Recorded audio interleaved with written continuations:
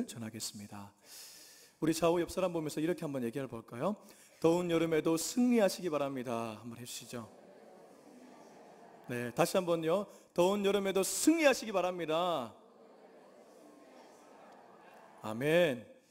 여러분, 날씨가 많이 무덥습니다. 이 무더운 날씨 속에서도 지치지 마시고 날마다 하나님을 경험해서 승리의 나날을 보내는 저와 여러분이 되었으면 좋겠습니다. 우리가 함께 읽은 본문은 사사기입니다. 사사기서 그러면 여러분 가장 먼저 떠오르는 것이 뭘까요? 당연히 사사들입니다. 그죠? 오늘 우리가 읽은 본문의 주인공인 온니엘, 그리고 그 다음에 나오는 에훗, 그 외에도 드보라, 여선지자죠? 여사사죠? 그 외에도 삼손, 기드원, 유명한 사사들이 많이 있습니다. 그런데 여러분, 이 사사기에는 독특한 패턴이 있습니다. 독특한 패턴이 있습니다. 그러니까 무슨 말이냐면요, 같은 비슷한 스토리가 다른 옷을 입고 각 사사마다 적용되어 스토리가 진행되어 간다는 것입니다. 여러분 좀 이해를 돕기 위해서 성경을 좀 봐야 될 것 같습니다. 사사기 우리가 읽은 본문 말고요, 2장을 한번 보실까요? 2장 11절을 한번 눈으로 보시기 바랍니다. 2장 11절에 보시면 이런 말씀이 있을 겁니다. 이스라엘 자손이 여호와의 목전에 악을 행하며 바알들을 섬기며, 그리고 쭉 밑으로 내려가셔서 14절을 한번 보실까요? 여호와께서 이스라엘에게 진노하사 노락하는 자의 손에 넘겨주사, 그리고 넘어가서 16절을 보실까요? 여호와께서 사사들을 세우사 노락자의 손에서 그들을 구원하게 하셨으나 17절, 그들이 그 사사들에게도 순종하지 아니하고 오히려 다른 신들을 따라가 음행하며. 자, 제가 지금 읽은 이 사사기서 2장 11절, 14절, 16절, 17절 이 말씀이 오늘 사사기 3장 7절부터 11절에도 그대로 나오고 있습니다. 첫 번째는 이스라엘 자손들이 여호와의 목전에서 악을 행해서 누구를 섬겼다고 하죠? 이방 신들을 섬겼다고 합니다. 바알이나 아세라. 그런데 이 하나님이 이런 이스라엘 백성들을 보고 진노하셔서 그들을 노락자의 손, 당시 이방의 왕들에게 넘겨주고 맙니다. 그런데 이 이방인의 왕들의 손에 넘겨진 이스라엘 백성들이 너무 힘들잖아요. 압제를 당하니까 부르짖습니다. 그들의 부르짖음을 들으신 하나님께서 다시 그들을 위해 누구를 세우시죠? 누구를 세우시죠? 예, 사사기의 주인공들인 사사를 세웁니다. 구원자라고도 말하는데 이 사사를 세워서 다시 이스라엘 백성들을 원상복구시켜 줍니다. 그런데 이들은 또 어떻게 하죠? 다시 하나님 앞에서 악을 행하고 다른 이방신들을 섬기고 맙니다. 이 스토리, 이 독특한 패턴이 사사기서 2장, 사사기서 3장 그 뒤에도 계속해서 나옵니다. 이게 사사기만의 아주 유일한 패턴이라 해야 되나? 독특한 그런 흐름입니다. 그런데 여러분, 이 독특한 패턴이 우리 삶에도 그대로 보여지지 않습니까? 여러분, 우리도 때때로 하나님을 잊어버릴 때가 얼마나 많이 있습니까? 예배를 드릴 때는 그나마 말씀을 듣고 있기 때문에 아멘 아멘 하면서 화답하지만 이 예배당을 나가는 순간부터 하나님이 없는 분들이 우리 교회는 없지만 더러 있더라고요. 하나님이 없어요. 말을 할 때도 하나님이 없고 돈이 나오고요, 잘남이 나오고요, 이런 것들이 나오지만 정작 입술에서 하나님이 나오진 않는단 말이죠. 당시 이스라엘 백성들이 여호와의 목전에서 악을 행해서 바알과 아세라 이방 신들을 섬겼지만 우리도 알게 모르게 이방 신들을 섬길 때가 얼마나 자주 있어요. 그런데 하나님이 그런 우리에게 고약한 고난을 보냈습니다. 고난이 오니까 마음이 낮아지잖아요. 새벽에 나옵니다. 예배에 나옵니다. 무릎을 꿇습니다. 기도합니다. 주여 날 살려주시옵소서. 그러니까 하나님이 또 응답해 주셨어요. 주여 감사합니다. 그리고 뒤돌아서서 또 하나님을 잊어버립니다. 그렇죠, 여러분? 이 사사기만이 아니고 우리 삶에도 이러한 흐름이 있다는 거죠. 그러면 여러분, 어떻게 우리가 이 고약한 패턴을 좀 끊어버릴 수 있을까요? 어떻게 하면 조금 더 실제 삶 속에서도 하나님을 만나면서 살아갈 수 있을까요? 그러기 위해서 오늘 본문을 열심히 봐야 됩니다. 바로 오늘 본문 속에 그 패턴을 끊어버릴 수 있는 열쇠가 있기 때문입니다. 여러분, 오늘 본문 8절, 9절, 10절을 한번 보셨으면 좋겠어요. 8절을 제가 한번 읽겠습니다. 여호와께서 이스라엘에게 진노하사 그들을 메소보다미아 왕 구산 리사다임의 손에 파셨으므로 이스라엘 자손이 구산 리사다임을 8년 동안 섬겼더니 이스라엘 자손이 여호와께 부르짖음에 여호와께서 이스라엘 자손을 위하여 한 구원자를 세워 그들을 구원하게 하시니 그는 곧 갈렙의 아우 그나스의 아들 온니엘이라. 여호와의 영이 그에게 임하셨으므로 그가 이스라엘의 사사가 되어 나가서 싸울 때에 여호와께서 메소보다미아 왕 구산 리사다임을 그의 손에 넘겨주심에 온니엘의 손이 구산 리사다임을 이기니라. 여러분, 어떻게 하면 독특한 이 우리의 영적인 나쁜 습관들을 끊어버릴 수 있을까? 그 전에 오늘 본문 속에 해답이 있는데 오늘 본문의 특징을 한번 알아야 됩니다. 오늘 본문에는 다른 여타 본문과 다른 점이 하나 있습니다. 그것이 뭐냐 하면요, 하나님이 아주 전면에 나오고 있다는 겁니다. 뭐라고요? 하나님이 전면에 나오고 있다는 겁니다. 다른 본문에 보면요, 하나님이 직접 개입하는 장면이 드뭅니다. 사람이 드러날 때가 많고 사람을 통해서 일할 때가 많아요. 그런데 오늘 본문의 좀 특징이라 한다면 오늘 본문은 하나님이 전면에 나와서 전격적으로 일하고 있다는 겁니다. 여러분 8절 보시면 여호와께서 이스라엘에게 어떻게 했다고 하죠? 진노했다고 얘기하고 있습니다. 그리고 9절에 보시면 여호와께 부르짖음에 여호와께서 이스라엘 자손을 위해 누구를 세웠다고요? 한 구원자를 세우셨다고 합니다. 그리고 10절 초반부에 여호와의 영이 온니엘에게 임하였다고 합니다. 그리고 10절 후반부에 보시면 여호와께서 메소보다미아 왕 구산 리사다임을 온니엘의 손에 넘겨주셨다고 합니다. 여러분, 이처럼 오늘 본문은 아주 하나님이 전면에 나오고 있습니다. 이 말을 달리 표현하면요, 하나님이 역사하고 있다는 거예요. 여러분, 우리가 영적으로 매너리즘에 빠질 때가 언제입니까? 과거에 내가 주님을 만나서 첫사랑을 경험할 때는 예배당에 나오기만 해도 하나님이 경험되어요. 말씀을 들어도 이 말씀이 마치 내 삶의 피부를 찌르는 말씀 같아요. 그런데 어떻게 우리가 매너리즘에 빠집니까? 교회 나와도 말씀이 들리지 않아요. 달리 표현하면 하나님이 내 삶에 와닿지 않는 거예요. 하나님이 경험되지 않는 거예요. 그렇기 때문에 우리가 이런 나쁜 영적 습관에 길들여져 간다는 겁니다. 그럼 이걸 어떻게 끊을 수 있냐? 하나님을 경험해야 됩니다. 매일 하나님을 경험해야 되는 줄로 믿습니다. 어떻게 하나님을 경험할 수 있습니까? 오늘 전면에 하나님이 나오고 있다는 것은 제가 말씀드렸습니다. 하나님이 지금 역사하고 있습니다. 이스라엘 백성 가운데 역사하고 있습니다. 근데 어떻게 할 때 하나님이 역사하셨냐? 8절과 10절에 그 답이 있습니다. 여러분, 9절과 10절입니다. 죄송합니다. 9절과 10절에 그 답이 있습니다. 9절에 이스라엘 자손이 하나님께 어떻게 했다고 얘기하고 있죠? 부르짖었다고 얘기합니다. 여러분, 하나님은 어떤 타이밍에 일하시냐? 단순하고 명료하지만 우리가 기도할 때 하나님은 일하십니다. 여러분, 우리가 엎드려 기도할 때, 무릎 꿇고 기도할 때 하나님을 경험할 수 있습니다. 여러분, 기도 없이는 하나님을 경험할 수 없습니다. 단순한 것 같지만 이 단순한 진리를 우리가 잊고 지낼 때가 너무나 자주 있습니다.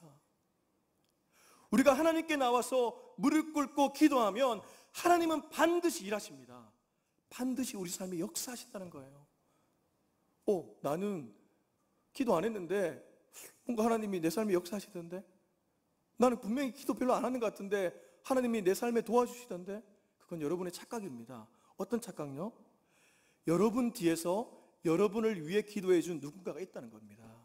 그 사람의 기도의 응답으로 내 삶이 지금 형통하다는 것이에요. 그래서 반드시 하나님을 경험하려면 여러분 기도해야 됩니다. 그럼 두 번째는 뭘까요? 두 번째 10절입니다. 우리 10절 같이 한번 읽어볼까요? 10절 시작.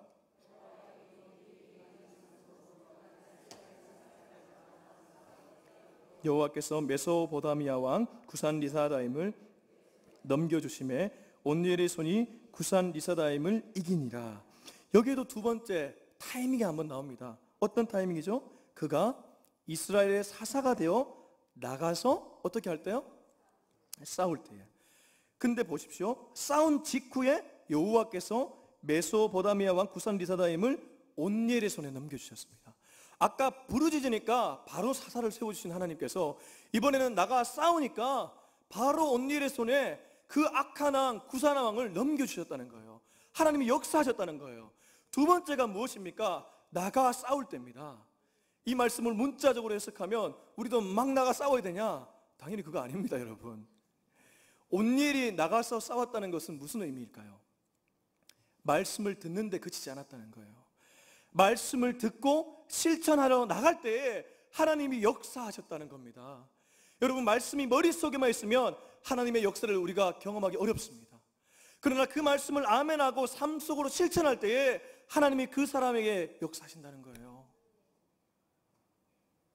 머리에 갇혀있는 하나님이 아니라 내 팔과 내 다리에 움직이는 하나님을 우리가 경험할 수 있다는 겁니다.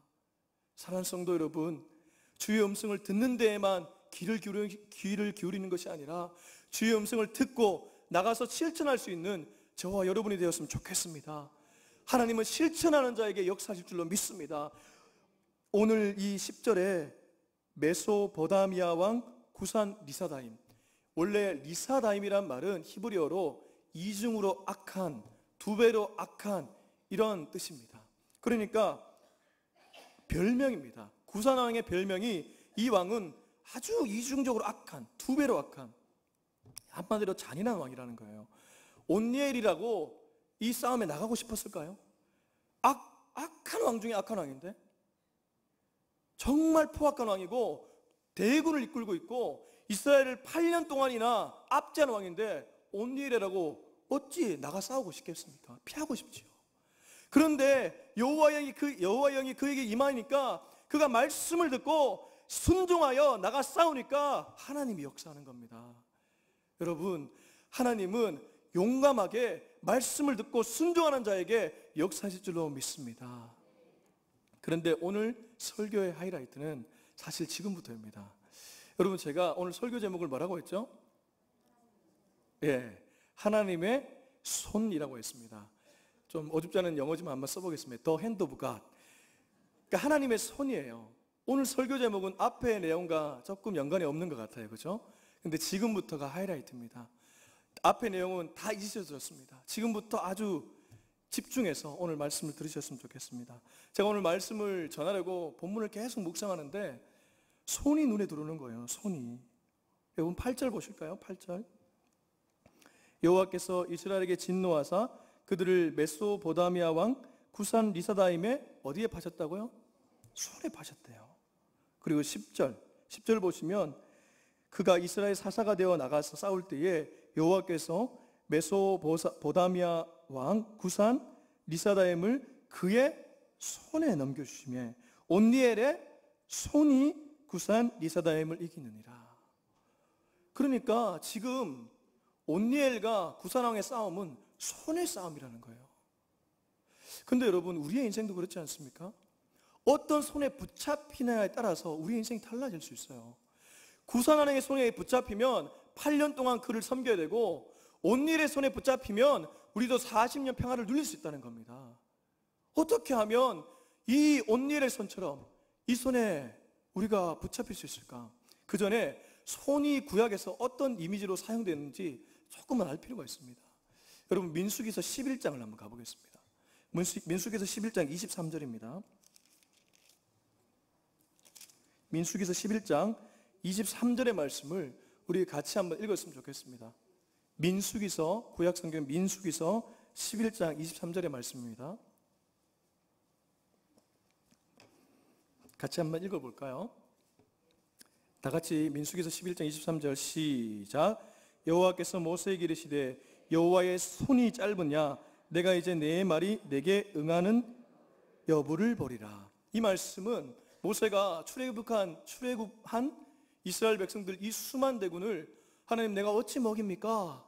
이렇게 불평하니까 하나님이 야, 내가 너희 백성에게 이틀, 일주일, 10일, 20일 아니 아주 질리도록 고기 먹여주겠다. 그러면서 나온 말씀이 여호와의 손이 짧으냐 이 말씀입니다. 자, 그리고 시편 시편 한번 가보겠습니다. 시편 20편 6절. 시편 20편 6절입니다. 시편 20편 6절.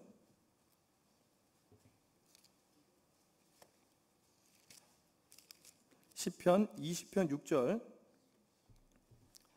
시편 20편 6절의 말씀을 같이 한번 읽겠습니다. 다 같이 시작. 여호와께서 자기에게 기름 부음 받은 자를 구원하시는 줄 이제 내가 아노니 그의 오른손에 구원하는 힘으로 그의 거룩한 하늘에서 그에게 응답하시리로다. 여러분, 여기서는 아주 분명하게 손이 뭔지 설명하고 있습니다. 그의 오른손에 뭐 하는 힘이죠? 구원하는 힘이라고 얘기합니다. 파워입니다. 구약에서는 손이 어떤 이미지로 사용됐냐? 오늘 사사기서 3장 7절에서 11절도 다분히 능력 혹은 힘입니다. 온니엘의 힘이, 온니엘의 능력이 구산왕을 이겼느니라. 하나님이 이스라엘 백성들을 구산왕의 힘에, 구산왕의 능력에, 능력 아래에 넘겼느니라. 민수기의 여호와의 손이 짧으냐? 힘과 능력입니다. 시편 20편 6절 힘입니다. 그러면 여러분, 우리는 힘에 우리의 초점을 맞추고 살아가야 되냐? 우리도 온니엘처럼 힘이 강한 사람이 되어야 되냐? 우리 자칫 그렇게 오해하기 마련이에요. 그런데 우리가 살아가는 시대는 여러분 구약의 시대가 아니잖아요. 우리가 살아가는 시대는 이미 하나님께서 예수님을 이 땅에 보내시고 신약 성경도 완료된 그런 시대를 우리가 살아가고 있잖아요. 그래서 신약에서 손이 어떻게 사용된지 더 봐야 됩니다. 그게 바로 마태복음 25장 51절입니다. 우리 마태복음 25장을 한번 가보겠습니다. 마태복음 25장 51절부터 마태복음 25장 죄송합니다. 마태복음 26장입니다. 마태복음 26장 51절부터 54절까지입니다. 마태복음 26장 51절부터 54절까지 말씀입니다. 마태복음 26장 51절부터 54절 우리 같이 한 목소리 읽어볼까요? 다 같이 시작.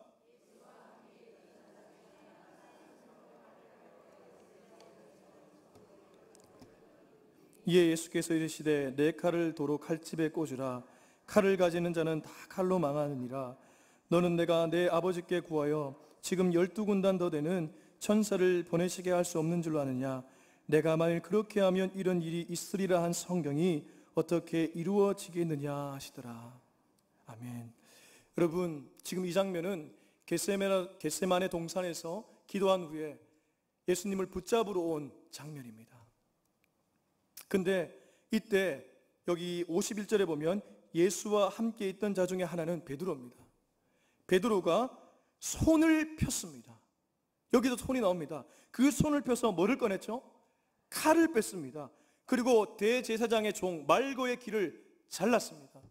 여러분, 구약에 사용된 힘, 손, 이 손으로 베드로는 정의감으로, 아주 정의가 불타는 그 마음으로 말고의 귀를 잘랐습니다. 그런데 예수님이 어떻게 하셨습니까? 52절에 베드로에게 말합니다. 내 칼을 도로 칼집에 꽂으라. 여러분, 누가복음에 보면요, 이 말씀을 더 잘 이해할 수 있는 구절에 나오는데 예수님이 당신의 손을 가지고 말고의 귀를 대시고 말고의 귀를 치유해 주십니다. 한 명의 손은 칼을 꺼내서 칼집에서 칼을 꺼내 대제사장의 종 말고의 귀를 잘랐습니다. 그런데 예수님의 손은 말고의 귀를 치유해 주셨습니다. 온니엘의 손이 메소포타미아 왕 구산 리사다임을 이겼다고 합니다. 이걸 어떻게 해석해야 될까요? 여러분, 예수님의 손은 누구를 두들겨 패는 손도 아니고요, 귀를 자르는 손도 아닙니다. 그분의 손은 내밀어주는 손이고 치유해주는 손이고 발을 씻겨주는 손이고 전국에는 마지막에 십자가의 손을, 자기의 손을 내밀어 주십니다. 로마의 병정이 예수님의 손에 못을 박았다고요? 아닙니다, 여러분. 예수님이 당신의 손을 로마의 병정에게 내어주신 것입니다. 못 박힌 손입니다. 발 씻겨준 손입니다. 우리가 따라갈 손이 어떤 손입니까? 여러분, 바로 이 예수님의 손인 줄로 믿습니다. 당시 예수님이 재판장에 있었을 때에 빌라도가 어떻게 했습니까? 십자가형을 언도한 후에 뒤돌아서서 자기의 손을 씻었습니다. 그 손 씻음은 무엇일까요? 그 손 씻음은 나는 죄 없다고 자기의 치부를 가리는 그러한 손 씻음입니다. 그 당시 밑에 있었던 대제사장들은 어떻게 했습니까? 십자가형을 받는 예수님을 향해 손가락질을 했습니다. 그들의 손은 심판과 정죄의 손이었습니다. 베드로의 손은 어땠습니까? 그나마 베드로의 손은 예수님을 향해서 물리를 걸어갈 때 내미는 손이었지만 마지막에 가서는 말고의 길을 자른 손이었습니다. 유일하게 예수님만이 인류를 구원한 못 박힌 손이 되셨습니다. 사랑하는 성도 여러분, 어떤 손이 악한 왕을 이길 수 있습니까? 어떤 손이 세상을 이길 수 있습니까? 유일하게 십자가에 못 박히신 예수님의 손만이 이 악한 왕을 이길 수 있는 줄로 믿습니다. 지금 시대도 마찬가지입니다. 우리가 이 손을 쫓아 살아가면 하나님이 우리의 마음을 붙잡으시고 세상을 이길 수 있는 힘과 능력을 주시는 줄로 믿습니다. 바라기는 이 영적 원리를 깨달아 이번 한 주는 하나님의 손에 붙들려 하나님의 손처럼 살아가는 저와 여러분이 될 수 있길 주의 이름으로 축원합니다. 기도하겠습니다. 살아계신 하나님 아버지, 우리는 하나님의 손으로 살아가야 될 그런 존재인 줄로 믿습니다.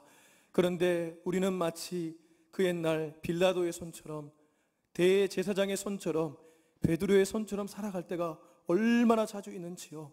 그러나 하나님, 우리가 정말 진정으로 쫓아야 될 손은 바로 십자가에 못 박히도록 자신의 손을 내어주신 예수님의 손인 줄로 믿습니다. 제자들의 발을 씻겨준 그 손인 줄로 믿습니다. 바로 그 손이, 온니엘의 손이 메소포타미아 왕 쿠산리사람을 이겼던 그 손인 줄로 믿습니다. 이번 한 주 그 손으로 살아가 주의 마음을 시원케 드리는 우리 모두 되게 하여 주시옵소서. 감사드리며 이 모든 말씀 예수 그리스도의 이름으로 기도합니다. 아멘. 잠시 간구하겠습니다. 정교인 수련회가 한 달여 앞으로 다가왔습니다. 8월 3일 목요일부터 8월 5일 토요일까지 강원도 국립평창 청소년 수련회에서